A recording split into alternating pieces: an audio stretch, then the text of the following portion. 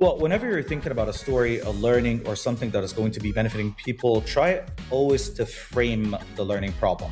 So, framing the learning problem is trying to understand the system that you're working with, not trying to do something that would replace the system. System is the organization, the norms, the constraints, the forms of feedback, the liabilities, the pressures. Try to simulate something that is close to it so people can interact with it. If something is completely alienated from reality, they're not going to be able to, well, feel that they're part of it. And since they're not part of it, well, they're not going to have any ownership towards it. So the more you frame towards a system, not replace it, you will get your endeavors cleared up, well, feasibly. Good morning, good evening, good afternoon, wherever you are and wherever you're watching from. Today, we're going to be diving back into story. Now, a couple weeks ago, we were talking about story, and that's great, right? It's always good to talk about story because stories, they are the threads throughout our lives. But we want to talk specifically about learning and design and using stories. How do we actually get into actually applying these things? Because there's a bunch of ideas about stories and we learn a lot from watching movies and TVs and comic books. And again, all good, but how do we actually do it in the work that we're doing and we're asked to do every day? So our guest today is Moe Ash, and we're going to welcome Moe. Moe, welcome to the Visual Lounge. Pleasure to be here. Thank you so much for having me. So Moe, why don't you do us a favor? Tell us a little bit about your background as how are you in the position you're in? What are you doing? What kind of things should we know about you? Well, I'm in Cairo, Egypt, so I am pretty far away from where you are. And I've been in L&D in general 18 years now. So not a lot, but it's significant in a way or another. I've been working in human resources, shifted to working in the UN, left the UN, went into L&D, went into consultancy, and now instructional design. And right now I own a company called The Catalyst. We're focused on instructional design and building gamification systems and game-based learning products. That's what I do. That's awesome. Well, and I'm so glad that you're here. So I'm guessing in your experiences, you've had to use story a fair amount in a variety of ways. So what, if you're starting to kind of classify, like how should we be starting to think about where story could be applied? What would you say? If I'm going to be looking at the larger scheme of things, to me, any learning program, synchronous, asynchronous, is actually a story. From the moment a trainer starts to get in and engage with the people, she is building up a hook.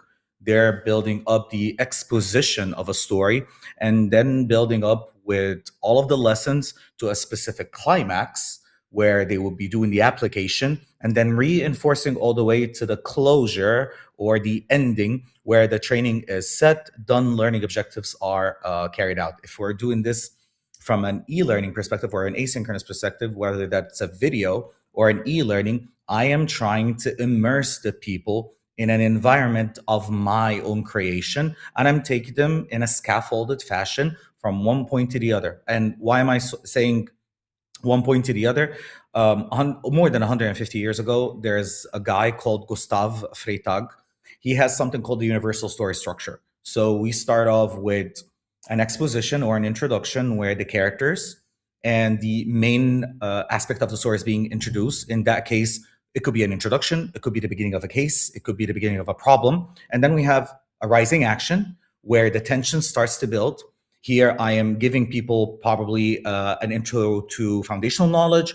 I'm building up to why do we need to solve that specific problem, the needs, the pressures, the constraints, anything that is related to the training or the learning that we're building up. And then a climax where the main aspect that would relate to the learning objective is presented, and I know how to solve it, and I know how to work with it. Then a following action, I reinforce, I give further data, I make sure that they can do this in a variety of ways or a diversity of different forms of application. And at the end, as Gustav says, denouement, or a closure, where everything is set and we're done, training is over, or e-learning is over, video is over, and I know what I need to know. That's it. That's basically the overarching concept of things. Well, thanks for being on the show. Then we're done, right? Just kidding. No, actually, I've not heard this approach before. I'm familiar with the pattern, right? But when I think about it, typically I think about stories, and there's lots of story examples out there. You can read novels, you can read classic stories, whatever it might be. But I love that you're breaking down that kind of learning journey, following that path. Do you think from a perspective of like as an instructional designer, as a creator, my guess is most people are not doing that, right? They're not thinking about it that way. But what do you think the benefit of Nope. following that pattern for learning is from, say, if you're a newer designer, or maybe you're just trying to refresh your design process? What are the benefits you get out of that? Well, the benefit is that I know the overarching structure, but that structure is not really set in stone. It's not holy. For example, you could start with the climax, you could end with the climax. It really depends on how you're going to be stitching things. For example, we have different types that we could work with or utilize. For instance, one of the ones that I could talk about is something called defeating the evil. So I have an evil that I want to defeat. That evil could be the KPI that I want to achieve. It could be that annoying manager I want to deal with. So here, overcoming evil is one of the classic story arcs. Even though we can usually predict the ending, it usually involves a lot of drama along the way. The drama here, it could be presenting challenges, it could be presenting issues to the learners to deal with, a branching scenario even of sort, hotspots where they could be interacting with different sorry, not challenges, obstacles related to how to achieve something. So based on this, I should be putting into consideration what is the company's biggest challenge, or who's the company's arch nemesis, or we use this as something to achieve a target of sort. We use this narrative to train learners on what threats they're facing and how to face it or how to overcome it.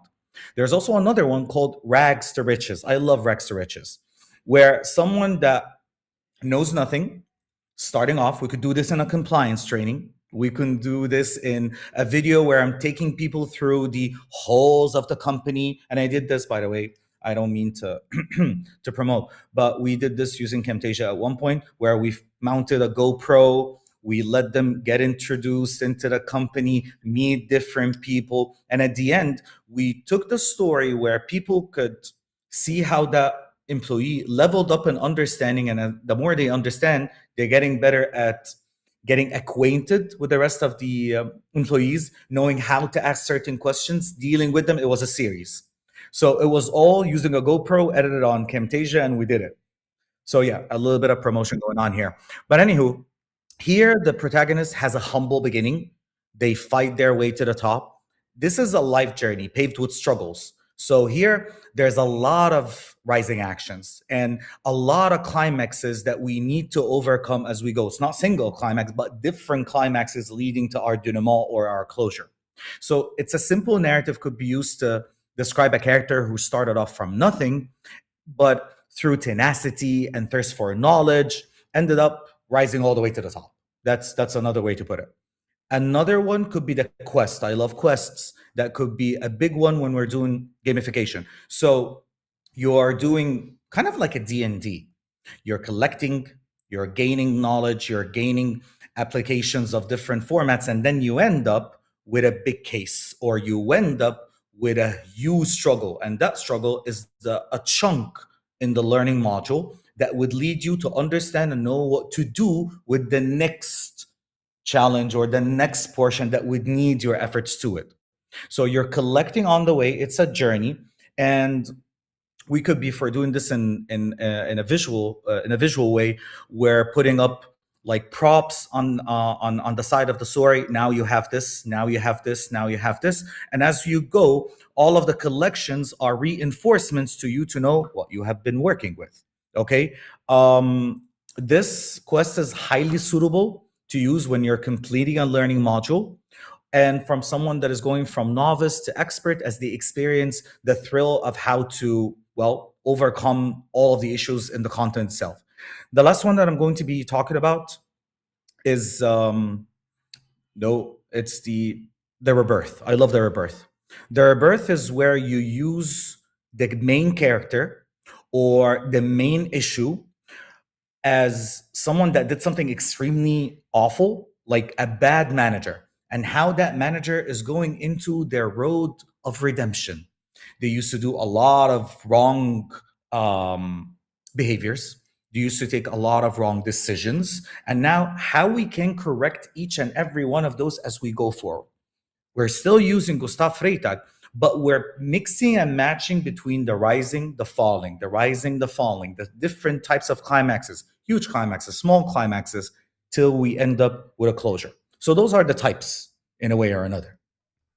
So you give me, it's a lot of food for thought here. And I love that you've been able to roll these out and present them in such a way that I think I can see how these could be applicable. I imagine though, that there's organizations who, we know in learning development, there's always a backlog. There's always more things to do. The time pressure to get things done is, it's for considering sometimes it's critical nature. It's got to be done really quick. Sometimes it's like, man, yeah, get it done, but like, it doesn't really have to be done tomorrow. But I imagine there's organizations there's someone out there saying, I love these. I would love to use these, but it feels like the lift to get from the idea of like taking one of those concepts, turning it into something actionable, and then getting my company to buy in to letting me tell the redemption story of a manager feels like it might be hard. And It is. like there's value there, but like, what would you say to that person who's like, "Hi, man, Mo, I really wanted this would be cool, but I just don't think it's gonna. Either it's not gonna work for my company, it's not gonna work for my audience, and I just don't know if I can invest the time in it." Well, there are a couple of things that I should be considering here. Number one, are you here looking for a knowledge dump?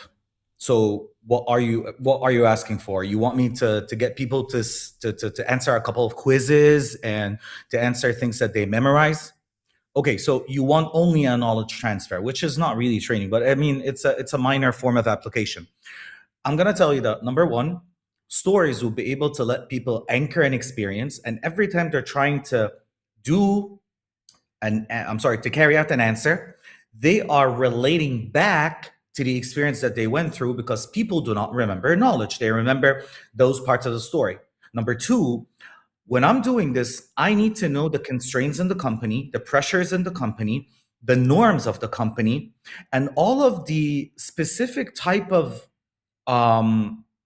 processes, the invisible rule book that you wouldn't tell me. I would want to get to people to immerse them in something that they can relate to. If I cannot do that, I could give them something that could look good, look nice, but I cannot guarantee that they will be able to use it on the job. I'm not going to be using people by name. I'm not going to be using characters that are a replica of real life, but I'm going to be showcasing something that once the employee is in it, like I can see myself, the employee, not the bad manager. The employee, they can see themselves. Oh, okay, I can use this. That kind of interaction, I can copy paste it. If this happened, the first part, which is anchoring the experience, can actually come and be manifested. It can happen. Last but not least, the time it would take me to do this in a training would be a lot. And I mean, physical training or asynchronous training of sort. It will be a lot, but I might not be able to guarantee the same experience as someone that can go and enjoy a video or a visual and take decisions and actions as they go into that video. They're going into their choose their own adventure. They're going into their own choose their own adventure, a rebirth, a rags to riches. Oh, I am excited. My curiosity is actually being built. And to be completely honest, the cost of doing something like this compared to a training program is a little bit less. Because a training program, I would need to get people off the floor, off the work, off something to attend.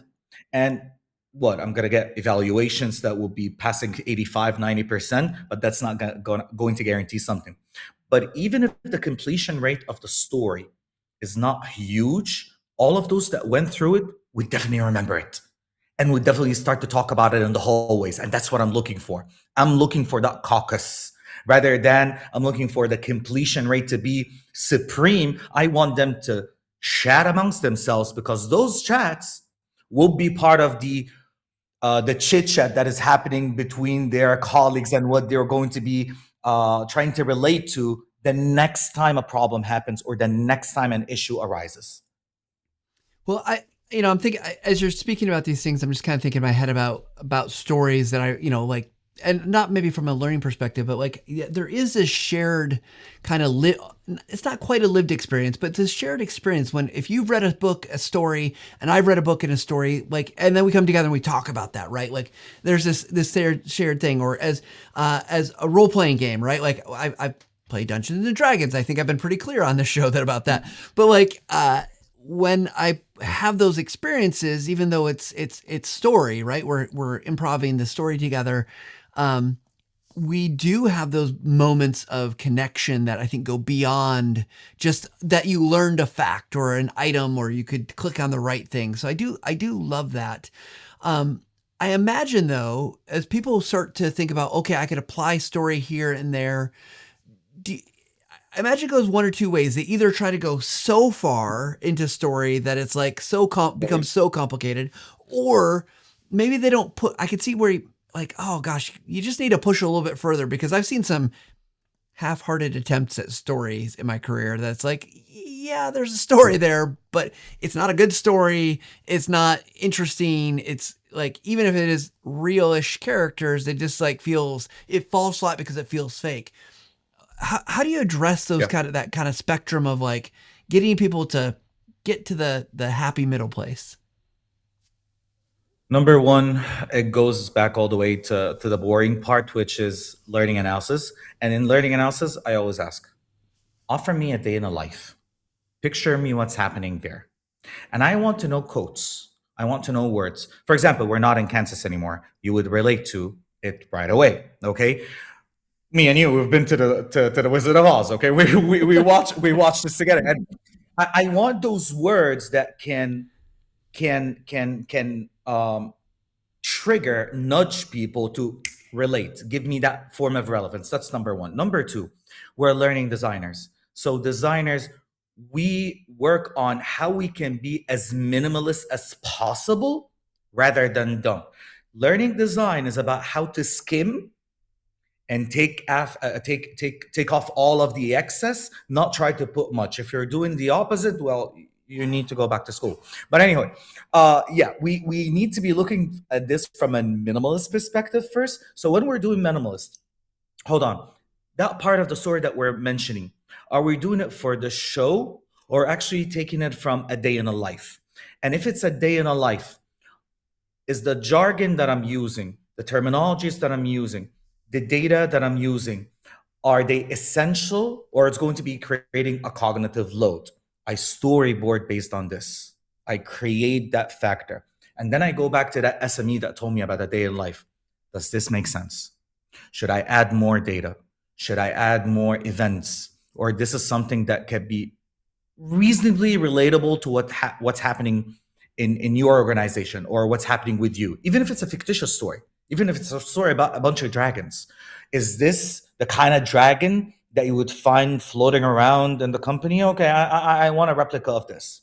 And at the end, I don't want to be giving people during the story utopian choices or options to choose from. I want to take something out of their life where they could do a trade-off. If you do this, you're getting consequences, but also you're safe because your company encourages speed over, well, compliance. So here, you're being speedy, but you're going through those consequences. You're compliant, but you're going to be losing that. I want to do this. So now it's not a story. Now it's actually almost a game, as if we're going through a game where I'm making trade-offs and I'm dealing with everything that is getting presented to me. Those are the experiences that I want to create and put in the form of a video or even an interactive e-learning. Yeah, I love that idea that you just mentioned about trade-offs, right? That like real life is messy, real life is challenging, real life rarely gives you the optimal opportunities, and I think that's realistic, and that's important for training, right? Because how how do you start to learn to deal with these harder choices if everything is like black and white, this is right, this is wrong, and you never have to deal with the, like you said, speed versus compliance is a great example because, if you've dealt with those, well, what you're going to make trade-offs. Even things and decisions I think about like in the software world, right? Like, and we should always be leaning towards the idea of like, hey, we should be more accessible. Our content should be accessible, but people are having to make those trade-offs, right? If I have to spend X amount of time on this, and then what's the consequence of doing that? But if I don't do that, what's the consequences as well? And kind of whether it's financially, morally, whatever it might be. We've all been through those trainings in sales. I mean, I've created trainings in sales where the answer that I should choose is almost unrealistic. I mean, or it's written in a way to like, it's begging me to click on it because it's the only correct answer. The other answers, I would never do this. I would never do something absurdly wrong this way. But even when we're doing branching scenarios, or we're trying to use hotspots on Camtasia so we could choose what to do, I should be putting answers that are, well, almost all the same. But there's one trick, one thing that needs me to think, to cognitively get it right. If all answers are seemingly correct, but I should be taking my time to weigh, or the consequences are absolutely unrealistic, or the consequences are, yeah, that happens, I am definitely immersed into that story. Otherwise, people will be going through click after click, I'm done. So let me ask you this, because you brought up like this idea of like, there's getting people to think, and I think that's really important. That's what learning's about, right? It's not just about it. There is a level of knowing, but then we get the higher levels of thinking and whatever. But I'm curious for you. Think about a scenario, right? Like the sales one, where maybe you got these 4 choices, and 3 of them are not the best choices, but there's one that's better, but they're close. Should people, like, it feels like in learning development, sometimes we punish people for wrong answers, right? Well, you're not going to pass. You're going to have to do whatever. But it feels like from what you're saying is maybe that, like, yeah, it's not the right answer, but how do we help someone gain learning and opportunity from wrong answers? But it feels like we're like, whatever you do, don't choose the wrong answer. Does that resonate with you? If I'm punishing, yeah, it is, because if I'm punishing someone to do the wrong thing, yet I'm not offering them feedback, I am reinforcing from a learning standpoint to only do the right thing each and every time, then there's no room for mistake. It's even on a subliminal level, you're giving them the order, you're nudging them towards that, you're offering that false type of compliance. So I want you to comply by doing the right thing, but I want you to also do a choice that could be so tempting, it has something wrong in it, and discover why it's wrong. I don't like to do in my branches, I don't like to do in any assessment of sort, to condemn people that they've done something wrong. I always have to give a rapid form of feedback, whether visual or written, and offer them a hint. I'm not going to spoon feed them the right answer. I'm just going to tell them, okay, this is what you did. That might be the consequence. You still have a choice to go back at it again. If it's mediocre, I'll give them, sometimes if it's mediocre, I'll give them the feedback and let them move forward. If it's wrong, like absurdly wrong, then I'm going to give them the feedback and ask them, okay, take another go. Try again. This is offering them more chance, more autonomy to build a learning curve. Because from a constructivist standpoint, a simulation, an accommodation of learning happens only through failure. But if I'm going to fail and offering room for risks in a learning program, I need to give them room to bounce back and lift off from that failure. If you're only going to be condemning them, then you're just pushing them to do unethical behavior. Like, I'm going to call up my friend. What are all those answers that are required? Because, well, it's going to affect my target. It's going to affect my KPI, and they need the completion rate. Oh, they need me to finish this. But if it's something that I'm interacting with and is giving me room to, well, work it out, I'm just going to continue on my own, because it's becoming a more plausible challenge, or I dare to say a more fun challenge. You know how much I hate that word, but it's a more well, fun as an achievement kind of fun Yeah. challenge to interact with. Yeah. Well, I think about what story would be better if the hero of the story was always perfect and never made mistakes, right? None of them would be better because we like If I seeing. may, if I Yeah. may say something about this, one of the things that I do explain in storytelling that why do people love Batman? Batman is relatable. The only difference is that he has more money, okay? But Batman is real. Anyone can be Batman. Anyone can be a vigilante. And another thing, Superman, when the comics was actually presented, it was good, and then it failed miserably by DC. Why? Because Superman was a messiah. Superman was godlike. He was omni. So they had to introduce later kryptonite. If there's no kryptonite, there's no Superman. And that's the thing. If it's utopian, people get bored because, well, there's no curiosity. It's expected what's going to happen eventually. Yeah, you know the answer, right? They win, and that's like, okay, great. And we still want Batman to win, but the possibility has to be there that Batman doesn't win or Batman does eventually die, and that's a whole other thing. Going back to comic books and stories, Mo, this has been look, I am the luckiest guy in the industry because I get to learn at the feet of so many wonderful people like yourself. This has been an awesome conversation.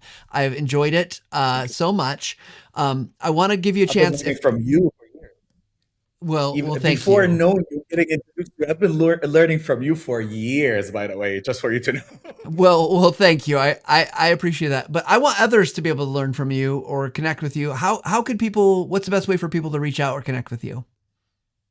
I'm pretty simple. Just reach out to me on LinkedIn. And if there's something business that's going to benefit the company and the people that work here, you can reach out to me at our company's website. That's basically the Catalyst experience. Perfect. I love it. Everyone should go reach out to you, Mo, and work with you because obviously you know what you're talking about, especially when it comes to story. It gets me pumped. Think about, okay, what's the story that I get to, how can I weave this into my next project? But what we like to do at the end of every show, Mo, is we ask our guests for their final take. So, Moe Ash, what is your final take? Well, whenever you're thinking about a story, a learning, or something that is going to be benefiting people, try always to frame the learning problem. So, framing the learning problem is trying to understand the system that you're working with, not trying to do something that would replace the system. System is the organization, the norms, the constraints, the forms of feedback, the liabilities, the pressures. Try to simulate something that is close to it so people can interact with it. If something is completely alienated from reality, they're not going to be able to, well, feel that they're part of it. And since they're not part of it, well, they're not going to have any ownership towards it. So the more you frame towards a system, not replace it, you will get your endeavors cleared up, well, feasibly. Perfect. Love it. Thanks, Mo. I appreciate you joining me in the Visual Lounge. Thank you. Appreciate you. And thank you again for having me here.